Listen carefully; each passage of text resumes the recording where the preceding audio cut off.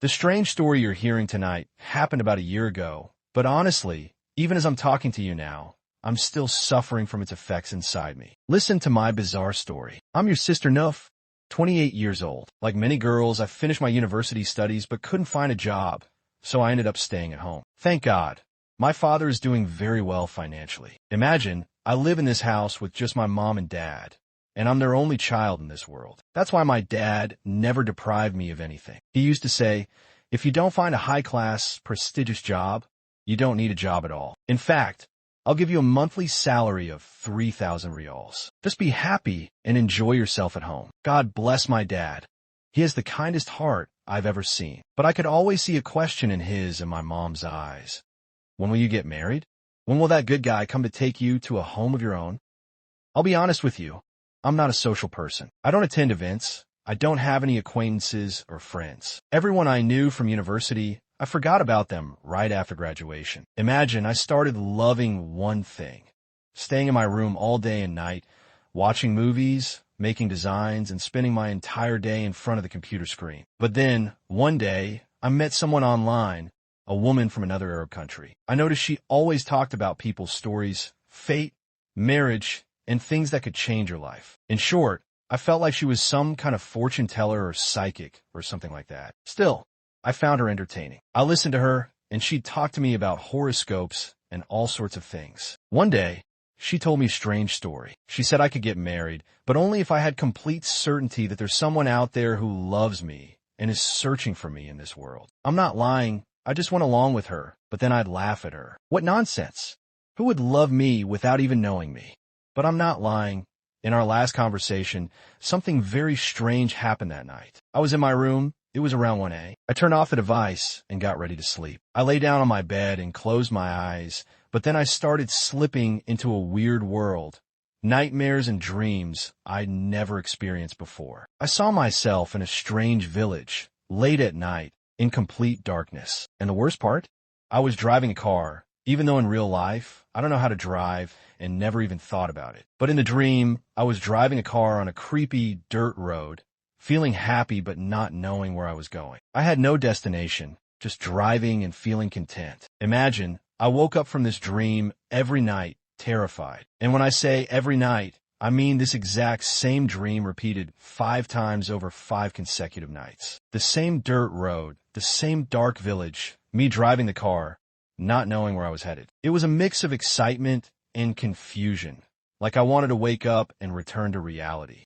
On the 6th night, I had the same dream again, but this time I woke up early, around 3:30 a.m., before dawn. As soon as I woke up, I felt something terrifying. I'm used to sleeping in complete darkness, but I noticed something like a shadow or a figure behind the door of my room. Yes, I swear I was so scared and confused that I froze in place. I couldn't get up to turn on the light. I grabbed my phone, turned on its flashlight, and pointed it at the corner. I seek refuge in Allah from the accursed Satan, I said. There was nothing there. It must have been my imagination. I quickly got up, turned on the room's light, and thank God, my nerves started to calm down. There was nothing, I swear, just a shadow or reflection that I must have imagined. But as I got closer to the spot where I saw the shadow, right behind the door, I was shocked by something terrifying. The floor was wet, as if someone had spilled a cup of water in that exact spot. I seek refuge in Allah from the accursed Satan, I said. Why was the spot wet? I try to make sense of it. Maybe something spilled here. Maybe water dripped from the living room. But the wet spot was small and specific. I kept looking, and then I found something that made me freeze. A ring. A small men's ring, right behind the door, in the exact spot where I saw the shadow. I picked up the ring, turning it over, examining it. What is this? A men's ring? Who brought it here? I'm certain I cleaned the room yesterday. There was nothing on the floor, nothing at all. What's the story? I decided the best thing to do was take the ring and ask my parents. Maybe they'd have an answer. I asked my mom and dad, showing them the ring and asking where it came from, but they swore they knew nothing about it. I'm not lying. Even though this was creepy and scary, I didn't feel that afraid. It felt oddly normal. Maybe the ring fell from something I bought at the market, or maybe I had it for a long time and forgot. It's weird because it's a men's ring, but how could it just appear? It's impossible for it to fly in from the street and end up in my room. Days passed, and honestly, that ring was making me anxious. My mom even said, Listen, Noof, if you want my advice, I don't feel good about this ring. Take it and throw it out. Why keep it? I don't know, but I liked how it looked. And between you and me, I noticed something strange. Ever since I found the ring and kept it in my room's drawer, that recurring dream stopped completely. I seek refuge in Allah. My mom said, "Don't scare me, girl. What's this story?" I told her, "I don't know, Mom, but ever since I took the ring, touched it, and put it in the drawer, I haven't had that dream at all. No dreams. Period." She said, "Noof, if you love me and care about me, throw that ring out. Please, for my sake, throw it out." "Fine, Mom, don't worry," I said. Under pressure, I took the ring and went to an empty plot of land right behind our house, a sort of abandoned area. I threw the ring there and went back home, reassuring my mom that I'd finally gotten rid of it. But imagine, that same night, I had the same dream again, the dark, abandoned village, me driving the car. The difference this time? While I looked in a rearview mirror, I was shocked to see a man sitting in the back seat. A man, but I couldn't see his features, just a completely black shadow. I'm not lying. In the dream, I was happy he was there. I felt at ease. He was talking to me, saying so many things. He said he was human, that he'd been watching me for a long time, and that he was indeed keeping an eye on me. The weirdest part? He mentioned the girl I met online, the one who told me I had to believe someone out there loved me. Yes, he mentioned her by name and the conversations we had online. I'm not lying, I was terrified. I woke up, thank God, and found myself in my room. But I had this strange feeling like someone had been with me while I was sleeping, lying on the same bed. I seek refuge in Allah from the accursed Satan. I said, I'd heard stories like this before, and it seemed like the signs of something. I ran out to the living room and sat with my mom, telling her everything. I could see the worry and fear in her eyes, though she tried to comfort me. As I expected, after Isha prayer, my mom asked my dad to take us to a place. When we arrived, I was surprised to find it was the house of a well-known religious healer in our city. We went in, sat with him, and my mom made me tell him the whole story, the dreams, the ring, the new dream, and even the feeling I had while sleeping in my room. But the strange thing is after he performed ruqya, Islamic exorcism, on me for half an hour, he looked at me and said, "Listen, Noof, your mom suspected it might be, God forbid, a lover jinn. But I've been doing this for over 22 years, and I'm telling you, there's nothing wrong with you. You know what's going on? You have a vivid imagination. Your mind collects these events during the day and turns them into movie-like scenes at night. My advice? Stay away from movies and series for a while, and trust me, you and your parents will feel much better. Go in peace." We left the healer's house, and my mom was overjoyed. Honestly, I felt relieved too. I was convinced by everything the healer said except for one thing. The feeling I had while sleeping like someone was next to me, their breath, their movements, the warmth of their body. God protect us. 2 weeks passed, and I'm happy to say that dream didn't come back. My life got much better. But after a third week, we were shocked by a strange event. My dad came home and told my mom, "Good news, Noof. Today, some people came to me at work and asked for Noof's hand in marriage." "Noof," my mom said. "Yes," but I didn't give them a final answer. I told them I need to talk to my daughter first. But between you and me, these people seem like a good match. The guy works for a government agency, but he didn't come with them. It was his uncle, father, and some relatives. They said if we're okay with it, the guy will visit.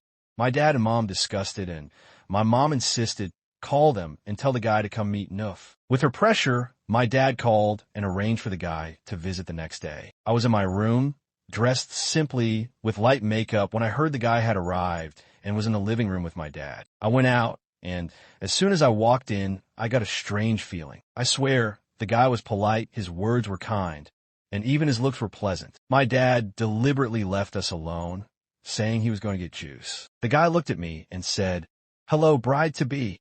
How are you? Everything okay, I hope?" "Thank God," I replied. "Tell me about yourself," he said. "What have you been up to since you graduated?" "Nothing," I said. "I spend my days in my room." "Uh-huh. Probably movies and series, right? That's your life." "Exactly," I laughed. "You nailed it." Then he asked, "Do you know how to drive?" "Drive? You mean a car?"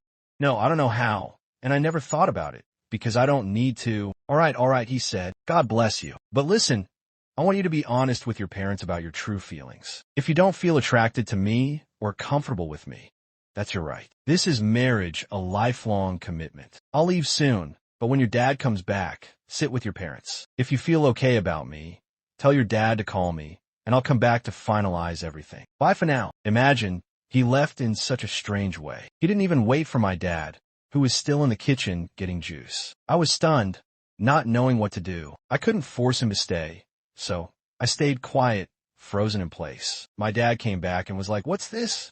Where's the guy?" "I didn't make him leave," I said. "He said he had to go." My mom came in worried, saying, "What happened? Did you say something to upset him?"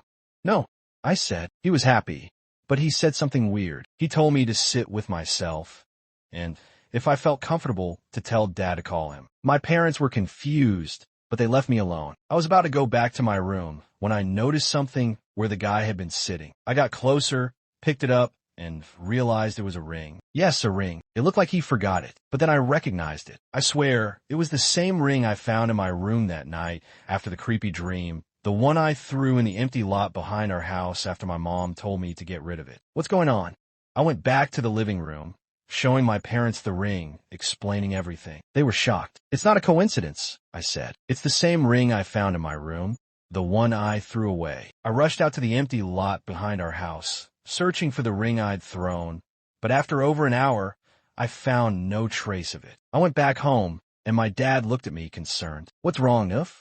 Why are you so worried?" I said, "Dad, honestly, I felt comfortable with that guy. His words were nice. Everything about him was appealing. But his strange exit and this ring, I found it where he was sitting. It's the same ring I found in my room after that scary dream." My dad said, "Nuf, I noticed the ring when he came in. It caught my eye right away. I even told him it was nice, and he laughed, saying he'd get one like it for the bride if she agreed. He probably took it off and forgot it." But I said, "Dad, the problem isn't that he forgot it. The problem is I found this same ring in my room days ago after a terrifying dream." He tried to rationalize it, saying maybe I bought a similar ring by mistake, or it's a trendy design. I asked him for a favor. Please go to his workplace and ask about him. Find out what people say, where he lives, his situation, if he's been married before. My dad agreed, saying he was already planning to visit the guy's workplace, the National Water Company, the next day. The next morning, my dad said, "Nuf, your mom and I are going to the water company to ask about him. Want anything?" I said, "Dad, I want to come with you." "What?" "I'm just going to ask about him and come back. Please let me come. I'll wait in the car." After some back and forth, he agreed. We went to the water company, parked, and my dad went inside, promising to be back in 5 minutes. Inside, he approached an employee and said, "I'm here to ask about one of your colleagues, Safe. He proposed to my daughter, and I don't know much about him, where he lives, his family. Can you help?" The employee said, "Safe? Honestly, he's one of our best employees. But you should know he hasn't been working for almost a year. He took a 2-year leave." "2 years?" my dad asked. "Yes, unpaid leave. Safe had an accident a year ago, and since then his mental state has been off. He's not the same Safe we knew." The employee continued. "His family lived in a village about 60 kilometers from here. There was a fire, and his mother, father, and 2 sisters died. Safe went to the village, stayed there for a month, crying like a madman, and didn't come to work. The administration sympathized and gave him a 6-month leave, then another 6 months. He came back briefly, but was a shadow of himself, thin, changed. He requested another year's leave, unpaid, and now he stays in that village, in the house where the tragedy happened. He's in bad shape mentally." My dad was shocked, especially since Safe had been at our house the day before. The employee was surprised too, saying Safe rarely leaves the village. He gave my dad the location of the village, saying, "Ask for Safe's house when you get there. It's a small village. But please, act like you didn't hear this from me." My dad came back to the car and told me everything. They speak highly of him, but his family died in a fire a year ago, and he's been different since. He's on unpaid leave for a year. I'm curious, Nuf. I want to go to that village and meet Safe to understand his story. I agreed, saying it was better than going home and worrying my mom. We decided to tell my mom we were going to the market, then headed to the village about an hour's drive away. When we arrived, the dirt road led to a village that felt eerie. A man standing there asked who we were. My dad explained we were looking for Safe, who had proposed to his daughter. The man said, "Safe, who works at the water company. I don't know him personally, but I know what happened. His family died in a fire. Before you go to his house, listen to me but act like you never met me. Saif isn't the same person he was before the tragedy. He has mental issues. We, the village people, consider him family, but he's suffering. Every night, we hear him crying and screaming from his house. He's not fit for marriage. Don't bring your daughter into this. We reached Saif's house, which bore clear signs of the fire. My dad knocked, calling out, "Saif, it's Nuf's father. Open the door." A voice responded, "Who are you? Get out. Leave me alone." My dad kept knocking for 10 minutes, but Saif refused to answer. I told my dad, "Let's go." The villagers were right. He's not fit for marriage. As we left, the same man we met earlier stopped us, asking what happened. We told him Saif wouldn't open the door. He said, "That's for the best. Don't stay here tonight. The road is dangerous." Despite his insistence that we stay as guests, we left. The dirt road was tough to navigate in the dark, and my dad drove slowly. Then, something shocking happened. My dad stopped the car, clutching his chest, saying he forgot his diabetes medication at home. He was struggling to breathe, in pain, saying, "I can't drive, Nuf." My head's exploding. I panicked, telling him to rest. He said, "Come here, Nuf. The road's dark. You drive. I'll lie in the back." "Drive?" I said, "I don't know how." He insisted, "It's simple. I'll guide you like when I took you to bumper cars at the amusement park." I helped him to the back seat and sat in the driver's seat. He showed me how to start the car, use the pedals, and move. I drove slowly, terrified, while he guided me faintly from the back. Then, something hit me.